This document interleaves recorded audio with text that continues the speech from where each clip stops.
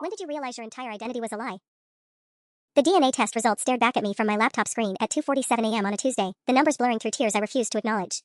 0% probability of paternal relationship with submitted sample. I'd only done the damn test for my thesis research on genetic markers in autoimmune diseases. Dad had always joked about our family's mystery illnesses, his arthritis, my chronic fatigue, mom's thyroid issues before she died. I thought I'd find some answers, maybe help other families understand their medical histories. Instead, I found out that Thomas Chen, the man who taught me to ride a bike, who sat through every school play, who worked double shifts at the hardware store to pay for my college applications, wasn't my father. The living room felt different now, like I was seeing it through someone else's eyes. Dad's reading chair, worn smooth on the armrests where his hands had rested every evening. The bookshelf he built himself, slightly crooked because he'd measured wrong, but I'd never let him fix it. Even his coffee mug, still sitting unwashed in the sink 3 months after his heart attack because I couldn't bring myself to put it away. Everything was exactly the same, except everything was a lie. I pulled up Mom's old photo albums on my phone, the digital copies I'd made before Dad died. There she was at 25, radiant in that summer dress at the company picnic. Dad's business, Chen and Associates Construction, had been small then. Just him and his partner Marcus running job sites across Portland. Marcus. I zoomed in on a photo from 1994, the year before I was born. Mom and Marcus standing by the dessert table, his hand on her lower back. Dad behind them, talking to someone else, completely oblivious. I'd looked at this picture 100 times growing up. Marcus had been like an uncle to me, until he wasn't. The partnership dissolved when I was 7. Dad never explained why, just said sometimes people grow apart. Marcus went on to build Rivera Construction into a multi-million-dollar empire while Dad struggled to keep his one-man operation afloat. I remembered the stress lines around Dad's eyes during those lean years, how he'd skip meals to make sure I had everything I needed for school. I grabbed my laptop and started searching. Marcus Rivera, 52, net worth estimated at $15 million according to Portland Business Journal's 2023 list. His company had landed the contract for the new downtown convention center. Rivera Construction, 3 generations of excellence, the website proclaimed. 3 generations. His father, him, and his son Derek, my half-brother, apparently, who just graduated from Stanford with an MBA. No mention of any daughters. My phone buzzed. A text from my roommate Emma, still up? Saw your light on. I ignored it and kept scrolling through Marcus's social media. Photos from Cabo last month. His wife's charity gala. Derek's graduation ceremony where Marcus looked proud enough to burst. 28 years. He'd watched me struggle through community college while Derek went to private school. He'd known Dad was pouring his life savings into my education while his own son got a trust fund. He'd probably driven past me working at that terrible sandwich shop junior year, wearing a name tag and smelling like mayo, and never said a word. The arithmetic was simple and brutal. Dad's life insurance had covered his debts with barely anything left over. I was living on ramen and hope, finishing my graduate thesis on a laptop held together with duct tape. Meanwhile, my biological father was posting Instagram photos from his yacht. The confrontation happened at 11:23 a.m. on Thursday outside Rivera Construction's gleaming downtown headquarters. I'd been sitting in my beat-up Honda for 47 minutes, watching employees in expensive suits stride through the glass doors while I worked up the courage to destroy my entire understanding of family. Marcus looked exactly like he did in the photos, just grayer. 52 years old, wearing a coat that probably cost more than my rent. When he saw me approaching, his face went through a series of expressions, confusion, recognition, then something that looked almost like fear. Sarah? Thomas's girl? His voice carried that familiar gravelly tone I remembered from childhood barbecues. What are you doing here? We need to talk. My hands were shaking, so I shoved them in my jacket pockets. About my DNA test results. The color drained from his face so fast I thought he might collapse right there on the sidewalk. He glanced around at the foot traffic, then grabbed my elbow. Not here. Coffee shop across the street. 5 minutes. The cafe was one of those overpriced places where a latte cost $12. Marcus bought himself a double espresso and nothing for me, which should have been my first warning about how this conversation would go. How long have you known? I asked once we'd claimed a corner table. He stared into his cup for a long moment. Your mother told me when she was 4 months pregnant. Made me swear I'd never say anything. But you knew. You knew the whole time Dad was, my voice cracked. He worked himself to death trying to provide for me. Thomas was a good man. Marcus's tone was carefully neutral. He loved you. That's not the point. I leaned forward, lowering my voice. The point is you let him struggle. You watched him take out loans he couldn't afford for my college while you knew the truth. While you knew I was your responsibility. Something cold flickered in Marcus's eyes. Responsibility? I didn't ask for any of this, Sarah. Your mother made her choices. Thomas made his. That has nothing to do with me. Nothing to do with you? I couldn't keep the disbelief out of my voice. I'm your daughter. No. He set his cup down with deliberate precision. You're Thomas Chen's daughter. That's what it says on your birth certificate. That's who raised you. I was just some guy who made a mistake with a married woman 29 years ago. The words hit like physical blows. A mistake? That's what I am. Look, Sarah, I'm sorry about Thomas. He was a decent man who got dealt a bad hand. But I don't owe you anything. I never wanted a bastard daughter, and I sure as hell don't want one now showing up demanding God knows what. Bastard daughter. The phrase echoed in my head while Marcus finished his espresso and checked his Rolex, a submariner worth more than Dad's entire tool collection. I have a real family, he continued, standing up. A wife, a son, a life I built. You're not part of that equation, and you never will be. If you're looking for some kind of fairy tale reunion or financial support, you came to the wrong place. He walked away without looking back, leaving me alone at the table with the wreckage of every fantasy I'd constructed during those sleepless nights since the DNA results. No tearful acknowledgement. No offers to help. No explanation for why he'd let Dad sacrifice everything while sitting on his millions. But as I watched him disappear into the crowd outside, something new crystallized in my chest. Not grief this time. Not confusion. Pure, focused anger. Marcus Rivera had made a critical error. He'd assumed I was just another desperate young woman looking for a handout. He had no idea what I was actually capable of. That evening, I sat in Dad's old chair with his laptop balanced on my knees, diving into Marcus Rivera's digital footprint with the methodical precision of someone who'd spent 3 years researching academic fraud for my thesis advisor. Dr. Martinez always said I had a gift for following paper trails that others missed. Time to put that gift to work. Rivera Construction's website was polished corporate perfection, but their required public filings told a different story. I started with the basics: business licenses, contractor permits, tax liens. Everything looked legitimate on the surface, but I'd learned that the surface was usually where people put their best lies. The first crack appeared in the subcontractor payments for the Meridian Mall renovation project from 2019. RC Consulting, LLC had been paid $340,000 for project management services. Interesting name, same initials as Rivera Construction. I cross-referenced the business registration with the Oregon Secretary of State database. RC Consulting shared an address with Marcus's home office and had been dissolved exactly 2 months after the final payment. Shell company. Classic move for someone trying to double-dip on project payments. My phone buzzed with a text from Derek Rivera's Instagram account, which I'd found through his mother's tagged photos. The timestamp showed 11:47 p.m., celebrating Dad's new Porsche. Third one this year racing car. 3 Porsches in 1 year while I was stretching a box of mac and cheese across 2 dinners. The rage that had started in that coffee shop was crystallizing into something sharper, more useful. I kept digging. Marcus's company had been suspiciously successful at winning city contracts over the past 5 years. The Portland Convention Center project alone was worth $12 million. I pulled up the bidding documents, public record, thankfully, and found that Rivera Construction had underbid their closest competitor by exactly $50,000. Not $49,000 or $51,000. Exactly $50,000. Someone had leaked the competing bids. The deeper I went, the clearer the pattern became. Rivera Construction consistently won contracts by narrow margins, always using the same network of subcontractors, many of which seemed to exist only on paper during project timelines. And the payments were a masterclass in creative accounting. I found invoices for consultation services paid to companies registered in Nevada, a state with no corporate income tax. Equipment rentals from firms that shared board members with Rivera Construction. Even a $75,000 payment to something called Pacific Northwest Environmental Solutions for hazardous material assessment on a project that involved renovating a decade-old office building.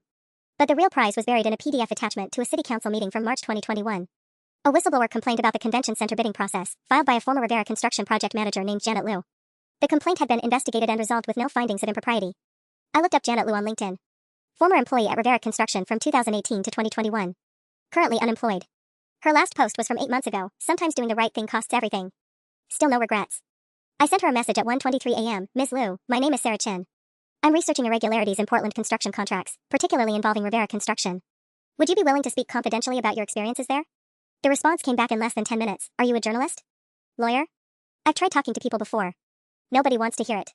I'm a graduate student in forensic accounting, I typed, which was close enough to the truth. And I have personal reasons for wanting to see Marcus Rivera held accountable for his actions. 3 dots appeared, disappeared, then appeared again. Call me tomorrow at 2 p.m. 503-555-0847, and Sarah? Be careful. Marcus doesn't like people digging into his business. The last person who tried ended up losing a lot more than their job. I closed the laptop and sat in the darkness, Dad's coffee mug still visible in the kitchen, Marcus's cruel words still echoing in my head. Bastard daughter. Never wanted you. Don't owe you anything. He was wrong about that last part.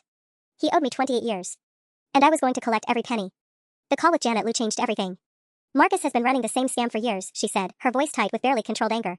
Bid rigging, phantom subcontractors, kickbacks to city officials. I documented everything before they fired me.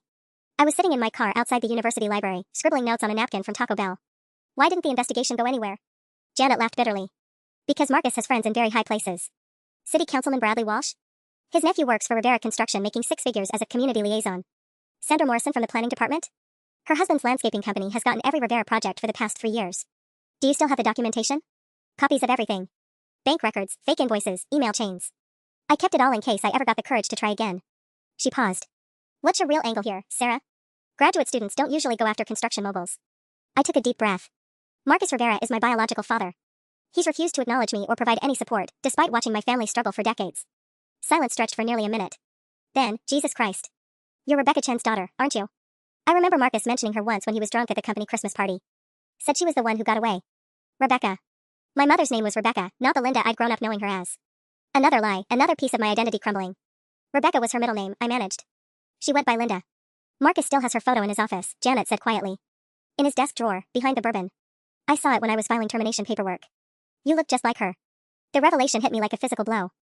All these years, while Dad was mourning the wife he'd lost to cancer, Marcus had been keeping shrine to the woman who'd betrayed them both. The woman who'd taken our family's secrets to her grave. Meet me tomorrow, Janet said. Starbucks on Hawthorne, 3 p.m. Bring a thumb drive with at least 32 gigs. You're going to need it. That night, I couldn't sleep. I kept thinking about Mom's photo hidden in Marcus's desk, wondering what other secrets she'd kept. I pulled out her jewelry box, the one Dad had given me after the funeral, and examined every piece with new eyes. Hidden in the velvet lining, I found something I'd missed before, a folded piece of paper, yellowed with age. My hands trembled as I opened it. It was a bank statement from 1995, showing monthly deposits of $2,000 into an account under the name Rebecca M. Chin. The deposits came from something called RMR Holdings LLC and continued right up until 2 months before I was born. RMR Holdings. Rivera, Marcus Rivera. He'd been paying her. For 8 months, he'd been giving her money, and then stopped cold when I arrived. Child support he'd never acknowledged, cut off the moment his bastard daughter became real. I grabbed my laptop and searched for RMR Holdings in the state business database. Dissolved in December 1995, exactly when the payment stopped. But the registered address was Marcus's home, and the business purpose was listed as family services consultation. $2,000 a month in 1995 would be worth nearly $4,000 today. Marcus had been providing for his unborn child until the moment I drew breath and became an actual responsibility instead of an abstract problem. My phone buzzed with a notification from Rivera Construction's Instagram account. A new post from Derek: Dad's taking the family to Aspen for the weekend. Private jet life. Skis airplane. The timestamp read 11:34 p.m. While I was discovering evidence of the support payments I'd never received, my half-brother was bragging about luxury ski trips. I screenshot the post and added it to my growing file labeled evidence. Tomorrow, Janet Lou would give me the ammunition I needed. But tonight, I finally understood the full scope of Marcus Rivera's betrayal. He hadn't just abandoned me. He'd actively chosen to stop caring the moment I became real. That was going to cost him everything. The meeting with Janet Lou lasted 4 hours and filled 2 thumb drives. This is just from my time there, she said, sliding a manila envelope across the sticky Starbucks table. But Marcus has been running variations of this scam since the early 2000s. Maybe longer. Inside were printed emails between Marcus and city officials, bank records showing payments to shell companies, and invoices for services that never existed. But the real bombshell was a recorded phone call from March 2021. I always kept a digital recorder running during meetings with Marcus, Janet explained. Oregon's a one-party consent state, so it's perfectly legal. This particular conversation happened right after I questioned a $400,000 payment to Desert Rose Consulting. She handed me earbuds and pressed play on her phone. Marcus's voice crackled through the speakers. Janet, sweetheart, you're asking too many questions about things that don't concern you. Desert Rose provides essential services. What services, Marcus? I can't find any deliverables, no reports, no. Family services. Personal consulting. Trust me, it's legitimate. Family services? Marcus, that's the same category you used for RMR Holdings back in the 90s. A long pause, then Marcus's voice turned cold. How do you know about RMR? I was digitizing old files and found the paperwork. What kind of family services required $2,000 a month for 8 months, then suddenly stopped? That's none of your goddamn business. Everything this company does is my business. I'm the one who has to make sure our books pass IRS scrutiny. If you're running personal expenses through Rivera Construction, you need to drop this, Janet. Right now. Some stones are better left unturned. The recording ended with the sound of a door slamming.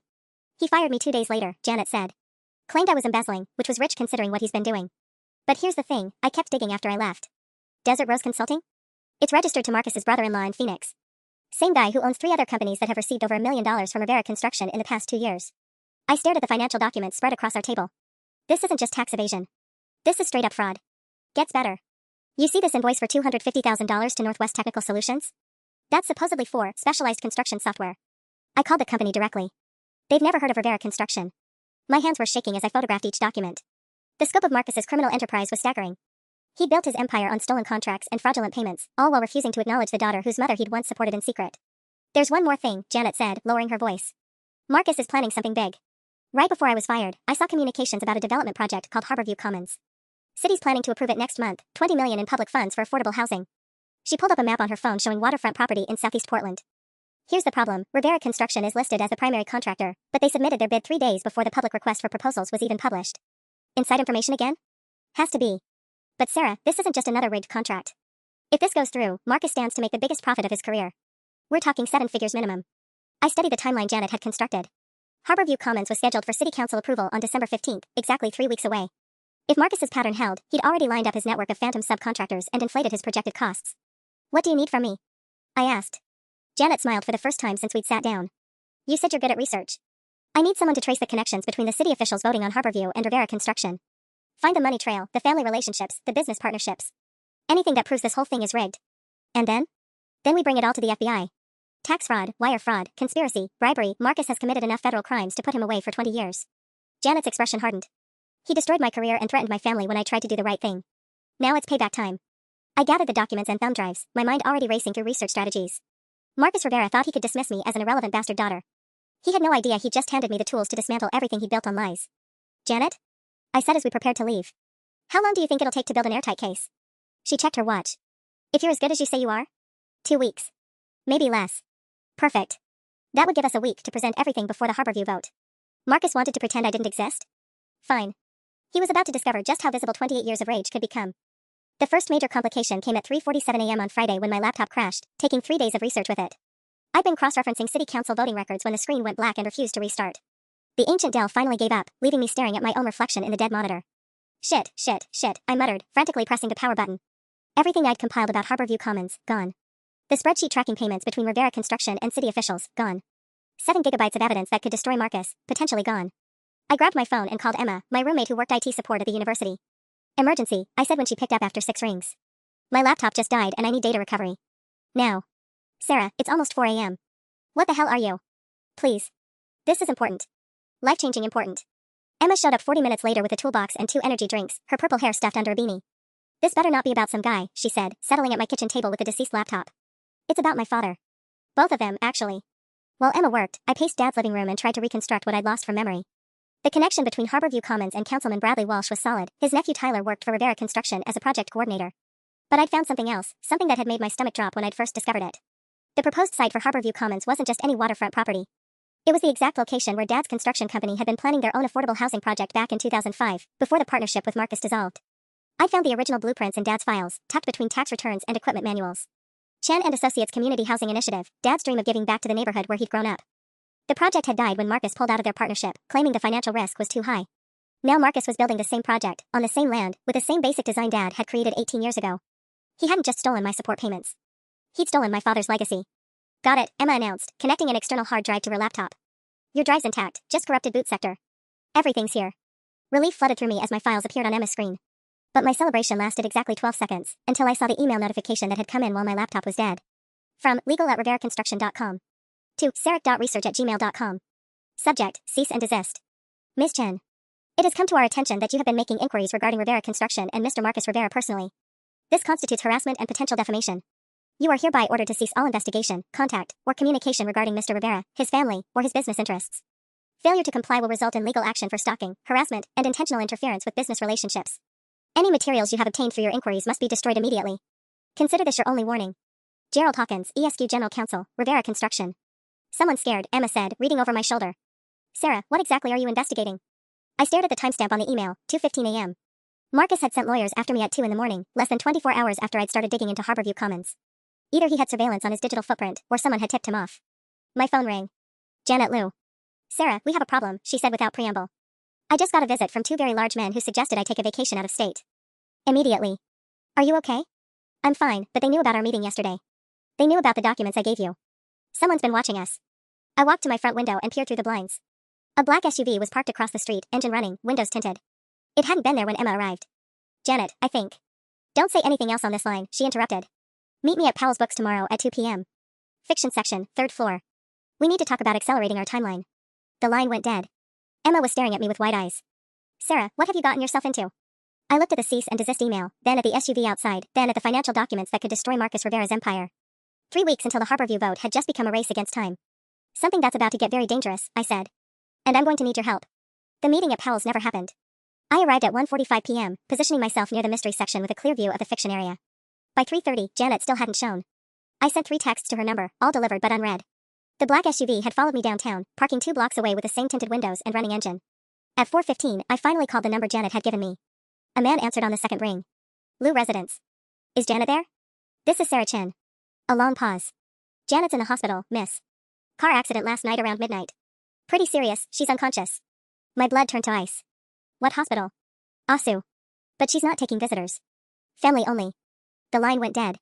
I stood frozen in the poetry aisle, surrounded by books about love and loss while processing what Marcus Rivera had just done. Janet Liu had survived corporate whistleblowing and intimidation tactics, only to end up unconscious 12 hours before our planned meeting. There were no coincidences in Marcus's world. Only consequences. I took the MAX train home instead of driving, switching cars twice and doubling back through Pioneer Courthouse Square to lose my tail. By 6 p.m., I was back in Dad's living room with Emma, spreading Janet's documents across the coffee table like tarot cards predicting doom. Okay, so your biological father is having people followed and possibly arranging accidents, Emma said, examining a bank statement with forensic precision. Normal family reunion stuff. Emma, this isn't a joke. Janet's in a coma. I know. That's why we're going nuclear. She pulled up a secure browser on her laptop. You said Marcus has been committing federal crimes for years? Time to call in the cavalry. The FBI's Portland field office had an online tip submission portal that looked reassuringly official. Emma helped me organize our evidence into categories: tax evasion, wire fraud, bid rigging, conspiracy. Each document was numbered and cross-referenced. Each shell company was mapped to its real ownership. Each fraudulent payment was traced from Rivera Construction to Marcus's personal accounts. But as I typed up the summary, I realized we had a credibility problem. I was a graduate student with an obvious personal grudge. Janet Liu was unconscious and had already been discredited as a disgruntled employee. Our evidence was solid, but our reputation as sources was compromised. We need someone else, I said. Someone Marcus can't intimidate. Emma was quiet for a moment, then grabbed her phone. I might know someone. My cousin Danny works for the Oregonians investigative team. If we can get this story published before the Harborview vote, it doesn't matter what the FBI does with our tip. Will he believe us? Danny's broken 3 city corruption stories in the past 2 years. Trust me, he lives for this stuff. Emma was already texting. But Sarah, once we do this, there's no going back. Marcus will know it was you. I looked at Dad's photo on the mantelpiece, the formal portrait from his 50th birthday, smiling despite the financial stress that was already eating him alive. Marcus Rivera had stolen 20 years of my father's dreams, dismissed me as a bastard daughter, and now put Janet Liu in the hospital to protect his crimes. Going back was never an option. Send it, I said. Emma's phone buzzed with a response from Danny. Holy shit, cuz. Can you meet tonight? This is front page material. 3 hours later, we were sitting in a 24-hour diner in Southeast Portland while Danny Nakamura reviewed our evidence with the intensity of someone who'd found buried treasure. He was younger than I'd expected, maybe 30, with wire-rimmed glasses and fingers stained permanently black from newspaper ink. This Harborview timeline is smoking gun material, he said, photographing Janet's documents with a professional camera. Rivera Construction submitting bids before the RFP was published? That's conspiracy, plain and simple. How long before you can publish? Danny checked his watch. Story this big needs legal review and editor approval. But if everything checks out? Sunday edition. Front page, above the fold. 2 days before the Harborview Commons vote. Perfect timing to destroy Marcus Rivera's biggest payday. My phone buzzed with a text from an unknown number. Last warning, Sarah. Drop this investigation or face the consequences. Some accidents are more permanent than others. I showed Danny the message. He whistled low. Your father really doesn't want this story getting out. He's not my father, I said. Thomas Chin was my father. Marcus Rivera is just the man who's about to lose everything. Sunday morning, I woke up to 17 missed calls and a front page headline that made my hands shake. Construction Mobile's decade-long fraud scheme exposed. Danny Nakamura had delivered. The article laid out everything, the shell companies, the rigged bids, the phantom subcontractors. But the centerpiece was Harborview Commons and the connections between Rivera Construction and city officials. Photos of bank records, email screenshots, even a timeline showing how Marcus had stolen Dad's original housing project design. My phone rang at 6:47 a.m. Unknown number. You stupid little bitch. Marcus's voice was raw with rage. Do you have any idea what you've done? I've exposed a criminal, I said, surprised by how steady my own voice sounded. What you should have been exposed for years ago. That article destroyed Harborview Commons. 20 million in city funding, gone. 300 units of affordable housing that will never get built because of your pathetic revenge fantasy. The affordable housing angle hit harder than I'd expected. I'd been so focused on destroying Marcus that I hadn't fully considered the collateral damage. But then I remembered the original blueprints in Dad's files, the community project Marcus had killed to protect his own interests. You killed the same project 18 years ago, I said. When it was Dad's dream, you called it too risky. When it became your payday, suddenly affordable housing mattered? Your father was a small-time contractor who didn't understand municipal politics. I built half the city, employed thousands of people. And now what? My company's under federal investigation because some bastard daughter couldn't leave well enough alone? Janet Liu is in a hospital because of you. Marcus laughed, a sound like breaking glass. Janet Liu is in a hospital because she drives a 15-year-old Honda with bad brakes. Accidents happen when people don't maintain their vehicles properly. The casual cruelty in his voice made me sick. This was the man who'd kept my mother's photo hidden in his desk for 28 years, who'd paid her support money until I was born, who'd watched Dad work himself to death rather than acknowledge his responsibility. I'm not done with you, I said. Yes, you are. Marcus's tone shifted, becoming businesslike. Because here's what happens next. My lawyers are filing a defamation lawsuit against you, your roommate, and that hack journalist by close of business tomorrow. We're seeking $5 million in damages for harm to Rivera Construction's reputation and lost business opportunities. $5 million. I didn't have $5,000 in my bank account. Second, I've already spoken to your thesis advisor, Dr. Martinez. Seems there are questions about your research methodology and whether you've been misusing university resources for personal vendettas.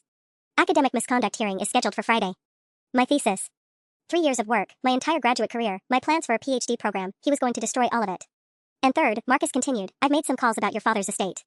Turns out there are irregularities in how Thomas handled his business taxes before he died. IRS audit should begin within the week. They'll freeze his assets, including that little house you're living in, pending investigation. Dad's house. The only thing I had left of him. You wanted to play hardball with a man who's been winning these games since before you were born, Marcus said. Congratulations. You just lost everything that ever mattered to you. The line went dead. I stood in Dad's kitchen, still holding the phone, watching the Sunday morning light stream through windows of a house that might not be mine much longer. Emma found me there an hour later, still frozen, staring at the newspaper article that was supposed to be my victory but felt more like mutual destruction. Sarah? Danny's been trying to call you. The FBI wants to meet tomorrow morning. They're opening a formal investigation into Rivera Construction. I looked at her, thinking about lawsuits and academic misconduct hearings and IRS audits designed to destroy the last traces of my father's memory. Marcus Rivera had taught me something important about power. Sometimes winning meant being willing to lose everything. The question was whether I had anything left to lose. The FBI meeting happened in a sterile conference room that smelled like burnt coffee and broken dreams. Special Agent Lisa Chen, no relation, she clarified immediately, sat across from me with a manila folder thick enough to stop a bullet. Ms. Chen, we've reviewed the evidence you submitted through our tip line, as well as the Oregonian article from yesterday. This is substantial. She opened the folder, revealing photocopies of Janet's documents. However, we have some concerns about your credibility as a witness. My stomach dropped. What kind of concerns? Our preliminary investigation shows you have a personal relationship with Mr. Rivera. Specifically, that he may be your biological father. Agent Chen's expression remained professionally neutral. That creates obvious bias issues if this case goes to trial. Emma shifted beside me. But the evidence speaks for itself, right? Bank records, fake invoices, recorded conversations. All potentially admissible, Agent Chen agreed. But defense attorneys will argue that Ms. Chen fabricated or manipulated evidence to pursue a personal vendetta. They'll paint this as a family dispute, not federal crime. I leaned forward. What about Janet Liu? She compiled most of this evidence before she even knew who I was. Ms. Liu remains unconscious. Her doctors aren't optimistic about recovery, and even if she wakes up, her previous termination from Rivera Construction undermines her credibility too. Agent Chen pulled out another document. There's something else. We ran preliminary financials on Rivera Construction's accounts. Several of the shell companies you identified have been dissolved in the past 72 hours. The blood drained from my face. Since the article came out? Desert Rose Consulting, RC Holdings, Northwest Technical Solutions, all filed dissolution paperwork with their respective states between Sunday night and this morning. Bank accounts closed, assets transferred. Agent Chen's tone remained clinical. Someone's been very busy covering tracks. Marcus was erasing the evidence faster than I could expose it. 3 decades of fraud, disappearing into legal dissolution documents and closed accounts. However, Agent Chen continued, we found something interesting in Rivera Construction's current accounts. A series of payments totaling $400,000 made to something called Cascade Security Services over the past 6 months. Emma and I exchanged glances. What's Cascade Security? Private investigation firm. The kind that specializes in surveillance, background checks, and what they euphemistically call reputation management. Agent Chen slid a photograph across the table. Recognize this vehicle? It was the black SUV that had been following me, photographed outside my house at 2:17 a.m. on Sunday night. Mr. Rivera has been having you watched since at least October, Agent Chen said. Phone records show he contacted Cascade Security the same day Janet Liu called you for the first time. The timeline clicked into place. Marcus hadn't just reacted to my investigation, he'd known about it from the beginning. He'd been monitoring every move, every meeting, every piece of evidence I'd gathered. That's how he knew to dissolve the shell companies so quickly, I realized. He's been preparing for this since Janet first contacted me. Agent Chen nodded. Which brings us to our proposal. The evidence you provided gives us probable cause for search warrants. Rivera Construction's offices, Mr. Rivera's home, even his personal devices. But we need someone on the inside. Inside? Mr. Rivera doesn't know we're investigating yet. If someone were to approach him, say, a desperate daughter willing to make a deal, he might reveal information about where he's hidden assets or how his bribery network operates. The suggestion hung in the air like smoke from a house fire. Agent Chen was asking me to go back to Marcus, to pretend I wanted reconciliation while wearing a wire and gathering evidence that could destroy him forever. You want me to betray him? I want you to help us stop him, Agent Chen corrected. Before he disappears $20 million in public funds and destroys the evidence of 30 years of fraud. She was right, but the prospect terrified me. Marcus had already threatened my thesis, my home, my entire future.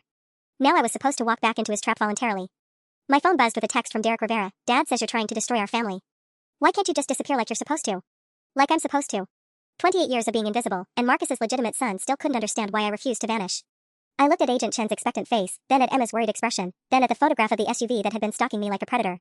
Marcus Rivera wanted me gone. The FBI wanted me visible. And somewhere in between those demands was the question of what I actually wanted for myself. If I do this, I said slowly, and he finds out I'm wearing a wire, what happens to me?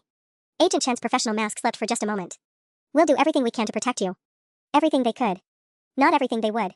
But Janet Liu was still unconscious in a hospital bed, and Harborview Commons was still $20 million in stolen taxpayer money, and my father's dreams were still buried under Marcus Rivera's empire of lies. When do we start? The wire felt like a cold snake pressed against my ribs, hidden beneath Dad's old Stanford sweatshirt, the one he bought me for my 16th birthday even though we both knew I'd never afford to go there. Agent Chen had insisted on 3 recording devices, the primary wire, a backup in my jacket pocket, and a GPS tracker sewn into my shoe. Redundancy keeps you alive, she'd said with the clinical detachment of someone who'd sent other people into dangerous situations. Now I was sitting in my Honda outside Rivera Construction at 4:47 p.m., watching employees stream out of the gleaming building while I worked up the courage to destroy whatever remained of my relationship with my biological father. The plan was simple: approach Marcus as a desperate daughter willing to make a deal, let him incriminate himself on tape, then disappear before he realized what had happened. Simple plans had a way of becoming complicated very quickly. Marcus's Porsche, the newest of his 3, apparently, was still in the executive parking space. Through the lobby windows, I could see him pacing behind the reception desk, phone pressed to his ear, gesturing angrily at someone who probably deserved better treatment. The newspaper article had cost him Harborview Commons, but Agent Chen suspected he had other projects, other schemes, other ways to steal public money that we hadn't discovered yet. My phone buzzed. Text from Emma: FBI van is in position 2 blocks north. You don't have to do this, Sarah. But I did have to do this. Because Marcus Rivera had spent 28 years pretending I didn't exist, and now I was going to make sure everyone knew exactly who he really was. I walked through Rivera Construction's lobby at 5:23 p.m., my footsteps echoing off marble floors that probably cost more than Dad's annual income. The receptionist had gone home, leaving only security cameras to witness my arrival. Marcus's office was on the fourth floor, behind double doors marked Executive Suite in gold lettering that screamed expensive taste and zero subtlety. He looked up when I knocked, his face cycling through surprise, anger, and something that might have been curiosity. Sarah? What the hell are you doing here? I want to make a deal. The words came out steadier than I'd expected. The FBI contacted me. They're planning search warrants for your offices and your house. Marcus's expression sharpened instantly. When? Tomorrow morning, maybe Tuesday. They didn't give me specifics. I stepped into his office, noting the expensive artwork and the locked filing cabinet Agent Chen had specifically mentioned. But I know where this is heading, Marcus. You're going to be arrested, and I'm going to be the star witness who destroys you. So why are you here? He gestured to the leather chair across from his desk, the same chair where he'd probably made deals with corrupt city officials and planned Janet Liu's convenient accident. Because I'm tired of being broke. The lie felt surprisingly natural. My thesis advisor is threatening academic misconduct charges. You're suing me for $5 million I don't have. The IRS is auditing Dad's estate. I sat down, crossing my legs and trying to project desperation rather than determination. I can't win this fight, Marcus. You made that very clear. Something shifted in his posture. What exactly are you proposing? I disappear. New city, new name, new life. You make the lawsuit go away, fix the problems with my thesis, and ensure the IRS audit clears Dad's estate. I paused, letting him think he was gaining the upper hand. In exchange, I recant everything I told the FBI. I say I fabricated evidence because I was angry about being abandoned. Marcus leaned back in his chair, studying me with the calculating gaze of a predator evaluating prey. Why would you throw away 3 years of graduate school? Because 3 years of graduate school won't matter if I'm bankrupt and homeless. I gestured around his opulent office. You've got money, connections, power. I've got student loan debt and a 15-year-old Honda. This isn't David and Goliath, Marcus. This is just David getting smart enough to walk away. He was quiet for nearly a minute, and I could practically see the gears turning in his head. Finally, what guarantee do I have that you won't change your mind in 6 months? $100,000, I said, the number Agent Chen had suggested. Enough to disappear permanently and never look back. Consider it 28 years of child support, paid all at once. Marcus laughed, the same cruel sound I remembered from our coffee shop confrontation. You want me to pay you to destroy evidence of federal crimes? I want you to pay me to go away forever. The evidence destruction is just a bonus. He stood up and walked to his window, looking out at the Portland skyline he'd helped build with stolen contracts and fraudulent payments. When he turned back, his expression had shifted into something almost like respect. You know what, Sarah? Maybe you really are my daughter after all. The wire pressed against my ribs like a cold reminder of exactly whose daughter I actually was. The words hit me like a physical slap. Maybe you really are my daughter after all. 28 years of abandonment, reduced to approval for my willingness to participate in obstruction of justice. So we have a deal? I forced myself to ask, keeping my voice level despite the rage burning in my chest. Marcus returned to his desk and pulled out a leather checkbook, actual paper checks, like some kind of criminal from the 1980s. $100,000 for your permanent disappearance and a full recantation to the FBI. He started writing, his expensive pen scratching across the check. But Sarah, understand something. This isn't just about money. If you ever surface again, if you ever contact my family or interfere with my business, the consequences will be severe. The threat was delivered with a casual tone he might use to discuss the weather. I thought about Janet Liu, unconscious in her hospital bed with faulty brakes. I understand completely, I said, watching him sign his name with a flourish. Good. Because there are other people who've tried to cross me over the years. They all learned the same lesson Janet learned, some accidents are more thorough than others. There it was. Confession to conspiracy, maybe even attempted murder, recorded on 3 separate devices currently transmitting to the FBI surveillance van 2 blocks away. Agent Chen was probably already preparing arrest warrants. Marcus tore the check from the book and held it out. $100,000. More money than your father Thomas ever saw in a single year. I reached for the check, but he didn't let go immediately. Our fingers touched for a moment, the first physical contact I'd ever had with my biological father, and I felt nothing except cold paper and colder skin. There's one more thing, he said, still gripping the check. The FBI will want to know how you're planning to recant your testimony. They'll need specifics about which evidence you supposedly fabricated. My blood chilled. This was the part Agent Chen had worried about. Marcus was too smart to simply accept my story without testing it. He was probing for details that could expose me as a federal informant. I'll tell them I created fake bank statements, I improvised. Photoshopped the documents Janet Liu gave me to make the payments look more suspicious than they actually were. Which payments specifically? The wire felt like it was burning against my skin. If I gave him too much detail, he'd know exactly what evidence the FBI considered most damaging. If I gave him too little, he'd suspect I was lying. Desert Rose Consulting, I said, picking the shell company he'd already dissolved. The $400,000 in payments over 2 years. I'll say I altered the dates to make it look like they coincided with city contract awards. Marcus nodded slowly. What about the recorded conversation Janet made? The one where I supposedly admitted to running family services payments in the 90s? My heart stopped. Agent Chen hadn't mentioned anything about Marcus knowing Janet had recorded their conversation. Either she'd kept that detail classified, or Marcus had sources inside the investigation. I don't know what you're talking about, I said carefully. Of course you don't. Marcus released the check, and I quickly folded it into my pocket next to the backup recording device. Because if such a recording existed, and if the FBI had access to it, they wouldn't need your testimony at all. They'd already have enough evidence to indict me. He was fishing, trying to determine how much evidence the FBI actually possessed. But his casual mention of Janet's recording suggested he knew more about the federal investigation than Agent Chen had anticipated. The recording doesn't matter anyway, I said. Janet's not waking up anytime soon. Marcus's smile was shark-like. No, she's not. Traumatic brain injuries are unpredictable things. Sometimes people never fully recover their memories of events immediately before their accidents. Another confession, another crime added to the growing list. But something in his tone suggested we were approaching dangerous territory. My phone buzzed with what I hoped was a message from Emma or Agent Chin. Instead, the screen showed a text from an unknown number, black Honda Civic, Oregon plates 847 GRS.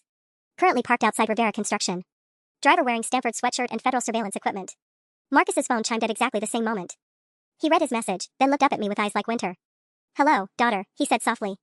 "Let's discuss what happens to FBI informants who aren't as clever as they think they are." The office suddenly felt smaller, like the walls were closing in around us. Marcus's casual tone made everything worse. He wasn't angry or surprised. He was prepared. "You know, Sarah, I've been in this business for 30 years. You learn to spot surveillance pretty quickly."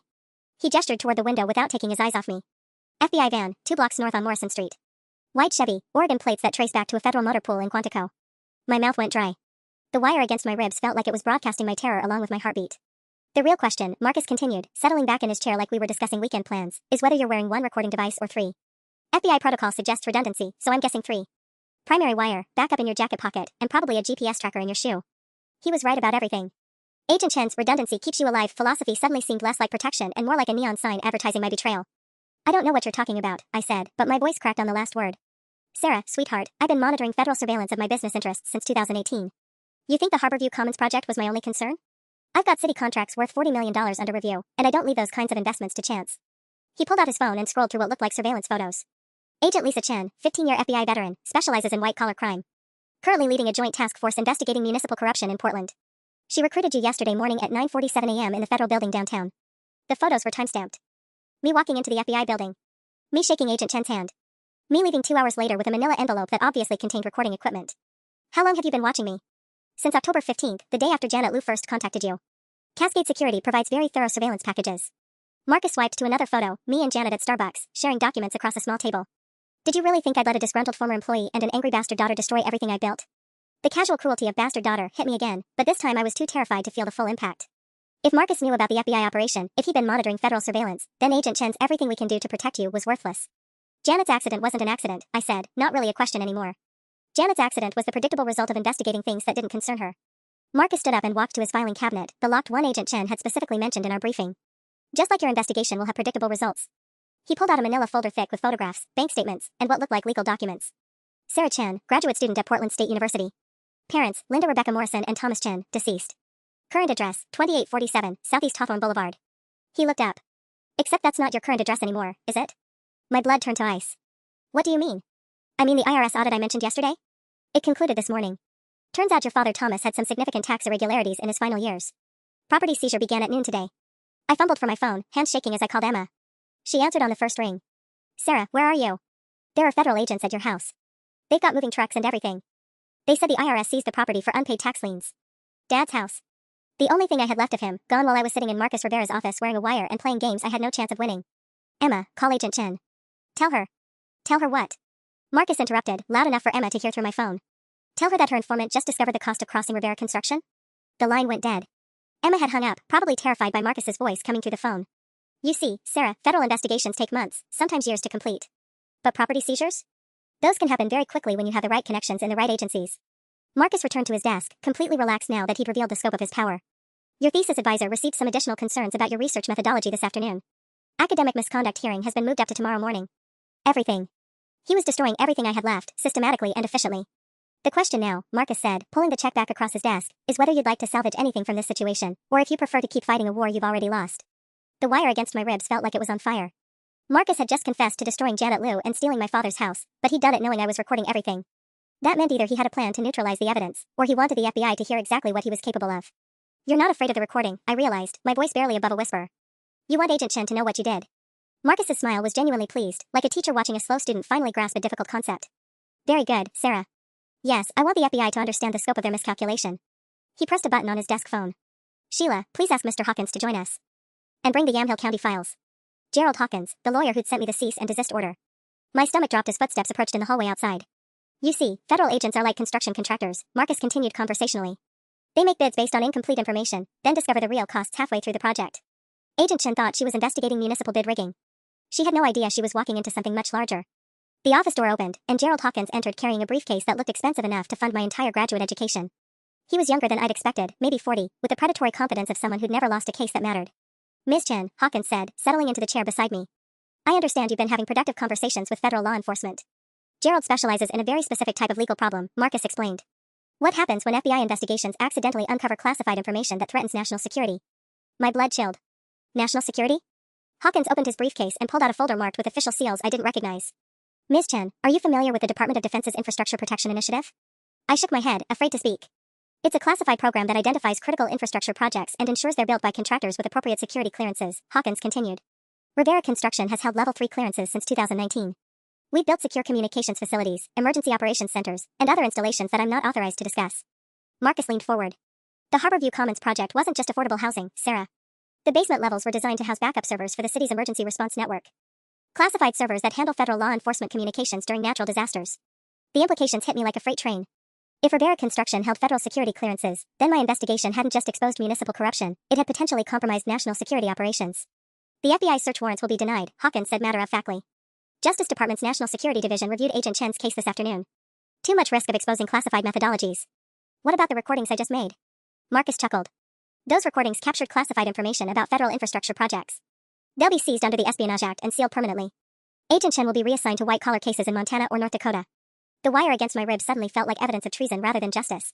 Everything I'd done to expose Marcus had somehow become a threat to national security, twisted by lawyers and clearances and bureaucratic machinery I didn't understand. My phone buzzed. Text message from Agent Chen, extraction compromised. Leave immediately through rear exit. Meet at Powell's Books in 1 hour. Marcus glanced at his own phone and smiled. I'm afraid Agent Chen is no longer in a position to offer you extraction, Sarah. Her supervisor just received some concerning information about her recruitment of unvetted civilian assets. The room was spinning. Marcus had turned my investigation into a national security incident, neutralized the FBI, and destroyed everything I had left, all while I sat there wearing federal recording equipment that had somehow become evidence against me. So what happens now? I managed to ask. Marcus stood up and walked to his window again, looking out at a city he'd built with stolen money and protected with security clearances. Now you learn what your father Thomas never understood, he said softly. Some games are rigged from the very beginning. The game was rigged, but Marcus had made one crucial mistake. He'd assumed I was playing by his rules. You're right, I said, standing up slowly and pulling the wire from beneath my sweatshirt. Some games are rigged from the beginning. I dropped the recording device on his desk with a soft click. But you forgot something important about bastard daughters, Marcus. We learned to cheat early. His confident expression flickered for just a moment. What are you talking about? The national security angle is brilliant. Really? Level 3 clearances, classified infrastructure projects, Espionage Act seizures. I pulled the backup recorder from my jacket pocket and placed it next to the wire. Except Harborview Commons was never approved for construction. The city council vote isn't until next week. Gerald Hawkins shifted uncomfortably in his chair. Ms. Chen, I think you misunderstand. I understand perfectly. You needed a way to shut down the FBI investigation before they found something that actually mattered. I pulled out my phone and opened the voice recording app I'd been running since entering the building. So you created a national security crisis that doesn't exist. Marcus's face went very still. Sarah, you're making a serious mistake. The only mistake I made was thinking you were smarter than this. I tapped my phone screen. Everything you just said, the classified servers, the DoD contracts, the security clearances, I've got it all recorded on a device you didn't know about. The silence in the room was deafening. Through the window, I could see the FBI surveillance van still parked 2 blocks away, agents probably wondering why their equipment had gone dark. You see, Marcus, I learned something important from Janet Liu's accident. When someone wants to destroy you, they don't announce it first. They just do it quietly and let you figure it out later. I pocketed my phone. But you? You couldn't resist explaining how clever you were. Hawkins was frantically typing on his phone, probably trying to contact whoever had helped fabricate the national security cover story. The IRS seizure of Dad's house? I checked with the county recorder's office this morning. No liens filed, no seizure orders, no federal involvement. You had your private security company stage the whole thing. I looked directly at Marcus. Emma's fine, by the way. She's been recording our phone calls since yesterday, including the one where you just threatened her within earshot of my phone. Marcus finally moved, reaching for his desk drawer, but I was already backing toward the door. I wouldn't, I said. Because here's what you don't know about graduate students in forensic accounting. We're really, really good at copying files before the originals disappear. I pulled a USB drive from my pocket. Every document Janet gave me, every bank record, every fake invoice. I've got copies stored in 7 different locations, including my thesis advisor's secure server at the university. You remember Dr. Martinez? The one who supposedly filed academic misconduct charges against me? Marcus's hand froze halfway to the drawer. You're bluffing. Call him. His number is 503-555-0192. Ask him about the misconduct hearing you scheduled for tomorrow morning. I smiled, feeling genuinely happy for the first time in days. While you're at it, ask him about the guest lecture I'm giving next week to his advanced financial crimes class. Topic: real-time analysis of municipal corruption networks. The color drained from Hawkins' face. Marcus, if she's been working with university researchers, then academic immunity protects the investigation, and federal agencies can't seize research materials without a court order, I finished.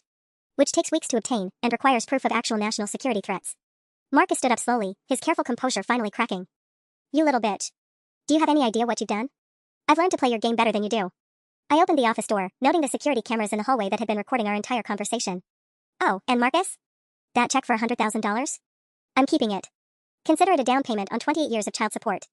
The elevator doors closed just as I heard Marcus screaming at Hawkins about damage control and exit strategies. By the time I reached the lobby, my phone was buzzing with texts from Agent Chen. Where are you? Surveillance went dark 20 minutes ago. I typed back, safe. Meeting tomorrow at 10 a.m. Bring arrest warrants. All of them. The black SUV was still parked across the street, but now it looked less like a threat and more like evidence. I walked directly toward it, pulled out my phone, and took photos of the license plate, the occupants, and the Cascade Security logo on the dashboard. One of the windows rolled down. Ma'am, you need to step away from the vehicle. Actually, I said, still taking photos, you need to explain why you've been conducting illegal surveillance on a federal informant. I'm sure the FBI will be very interested in your employment records.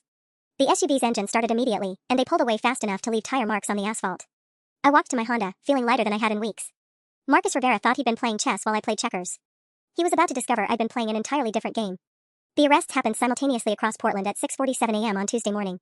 I watched from Dr. Martinez's office as FBI agents led Marcus Rivera out of his Westmoreland mansion in handcuffs, his wife screaming at reporters while Derek stood frozen on their perfectly manicured lawn.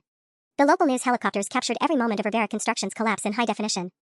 37 felony counts, Agent Chen said, settling into the chair across from Dr. Martinez's desk with obvious satisfaction. Wire fraud, tax evasion, conspiracy, bribery of public officials, and my personal favorite, attempted obstruction of a federal investigation. The university's partnership with the FBI had legitimized my research in ways I never could have imagined. Dr. Martinez's advanced financial crimes program was now studying Rivera Construction as a real-time case study in municipal corruption, complete with academic immunity for all research materials and federal protection for student investigators. What about Gerald Hawkins? I asked, reviewing the list of arrests on Agent Chen's tablet. Disbarred as of yesterday evening. Turns out fabricating national security emergencies is frowned upon by both the Oregon State Bar and the Department of Justice. Agent Chen pulled up another file. Cascade Security lost their private investigation license, and 3 city officials have resigned rather than face federal corruption charges. My phone buzzed with a news alert. Rivera Construction assets seized. $47 million recovery expected for taxpayers. The accompanying photo showed federal agents carrying boxes from Marcus's downtown office, past the marble lobby where I'd walked in wearing a wire just 4 days ago. The Harborview Commons project will proceed under new management, Dr. Martinez added, looking up from his computer. City Council voted unanimously to award the contract to Chen and Associates Construction. I stared at him. That's Dad's old company. But it doesn't exist anymore. Dr. Martinez smiled. It does as of yesterday afternoon. I helped you file the paperwork to revive the business license. Turns out there's significant public interest in supporting construction companies owned by the children of beloved local contractors. Chen and Associates Construction. Dad's dreams, resurrected with Marcus's stolen contracts and community support I never could have imagined. The Harborview Commons project would build affordable housing using the same blueprints Dad had designed 18 years ago, before Marcus destroyed their partnership. There's one more thing, Agent Chen said, pulling out a cashier's check. Marcus Rivera's personal assets are being liquidated to pay restitution to the city and his victims. This represents your share of recovered funds. The check was made out to Sarah Chen for $340,000, exactly the amount Marcus had paid my mother in 1995, adjusted for inflation and compounded annually. 28 years of child support, calculated with interest and delivered by federal court order. What about Janet Liu? Agent Chen's expression softened. She woke up yesterday morning. Full recovery expected within 6 weeks. She's also receiving a substantial settlement from the Justice Department's Victim Compensation Fund. I walked to Dr. Martinez's window, looking out at the Portland skyline Dad had loved despite never being able to afford living in the towers he'd helped build. Rivera Construction's logo was being removed from the downtown building directory, replaced by a federal seizure notice that would remain until the company's assets were fully distributed. My phone rang. Unknown number, but I recognized Derek Rivera's voice immediately. Sarah? This is Derek. His voice was shaky, uncertain. I know this is weird, but I wanted to apologize. For what my dad did to you, to your father, to everyone. I had no idea. 28 years of being the bastard daughter nobody wanted to acknowledge, and now my half-brother was calling to apologize for crimes he hadn't committed. Derek, you don't owe me anything. Actually, I do. We all do. He was quiet for a moment. My mom and I are testifying for the prosecution. Full cooperation. It's the least we can do. I hung up and realized I was crying, but not from sadness. For the first time since that DNA test destroyed my understanding of family, I felt like I knew exactly who I was. Sarah Chen, daughter of Thomas Chen, graduate student researcher, and founder of Chen and Associates Construction. The bastard daughter who refused to disappear,